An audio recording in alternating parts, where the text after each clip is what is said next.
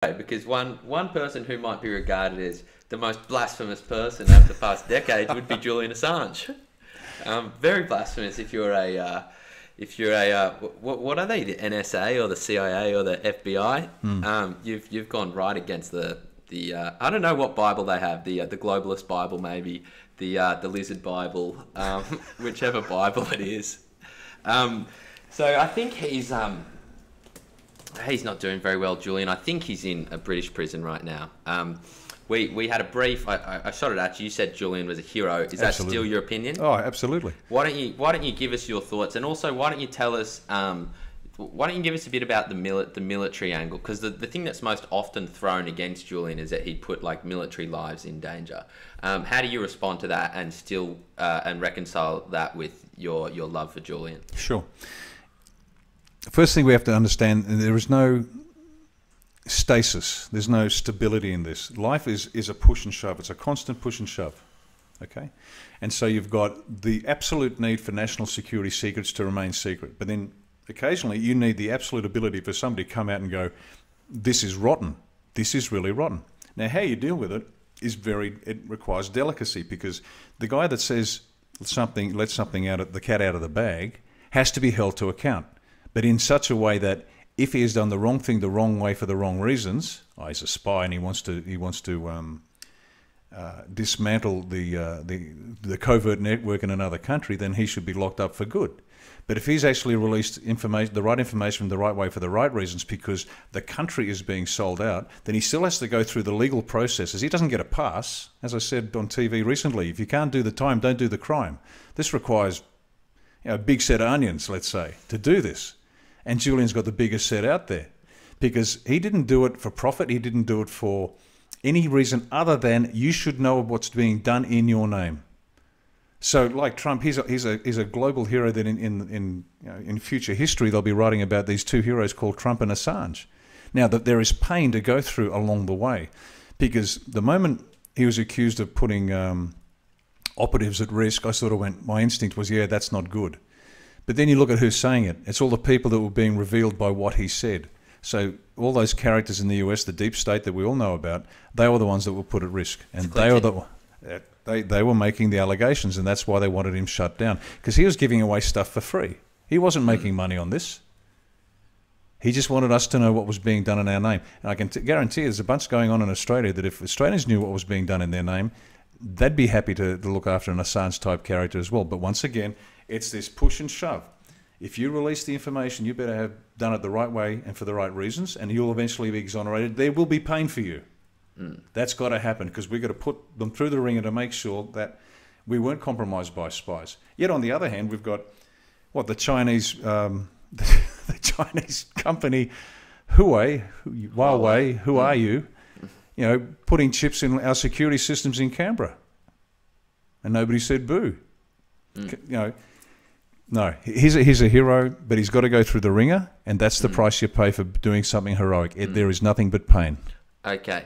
A few of the things he released, one was a video called Collateral Murder, which had an Apache helicopter killing some civilians, including a couple of journalists.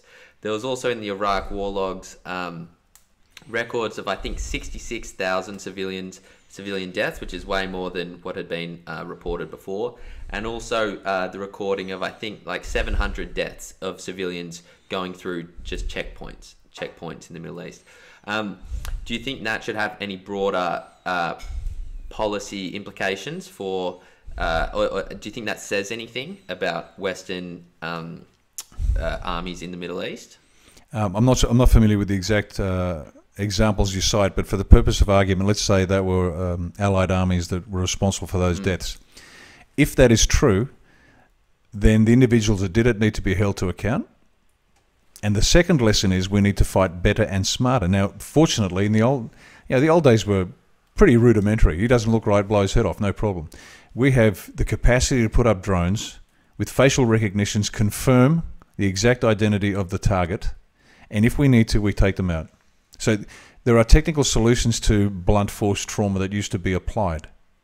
We just have to fight a whole lot smarter, because now you can have you know, there were when I was running capability development for special ops, future warfare stuff. This is going back 21 years now. I said to my guys, there are three themes that we need to adopt and adapt and understand, and they were: war is crime, which means there is evidence.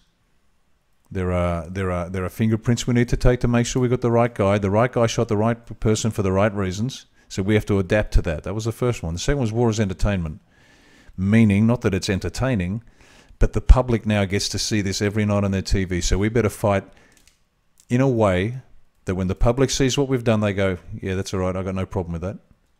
Now, there will all be collateral damage. There always will be. That is war. It's uncomfortable, it's dirty, and it's inaccurate.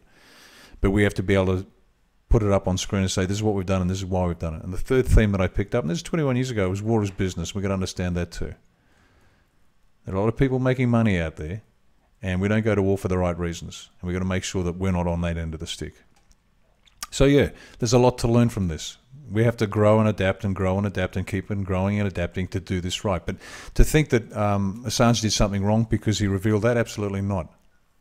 Now, we don't fund murder. Now, things go pear-shaped. Things go nasty out there. But one guy squeezing the trigger accidentally against the wrong target's one thing. The systematic and intentional destruction of civilians is not part of what we're about. Now, other armies fight that way, but we shouldn't be fighting that way. Okay, cool. And I don't know what the Australian government could do, but definitely they could do a lot more than what they're doing now. It seems to be a whole lot of nothing. What conceivable political action could a government do to help Julian? Do you know? Because he's like an Australian citizen, right? It's almost like they don't want to. They were silent on Assange for years when they should have spoken out, but we now know why. We don't know. We suspect why. Didn't they? He got a journal. It's some type of prize in like 2000. I think got like a Booker Prize or something when he was exposing stuff about Bush. But then when he started exposing stuff about Obama and Clinton, then we kind of dropped him. There's your answer to your own question. Yeah. The Australian government, how do I put this? You've heard about the deep state in the US? Oh, we talk about the deep state about 50 times well, every podcast. Don't think that that deep state doesn't have its hooks in Australia. Yeah. I'm going to be careful what I say. It's slanderous and libelous or whatever the hell. But just understand that the deep state has its hooks in Australia. And whenever you look at the Australian government and you say, why are they doing something about it? It's not because it hasn't occurred to them. Blind Freddie can see what you've got to do.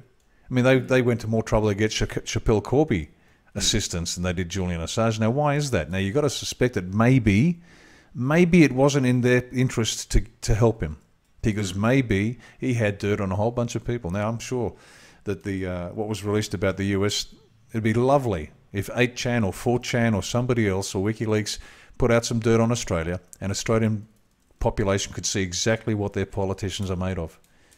Because, hopefully they'll retire for health and family reasons, and then we can get some decent people into Parliament.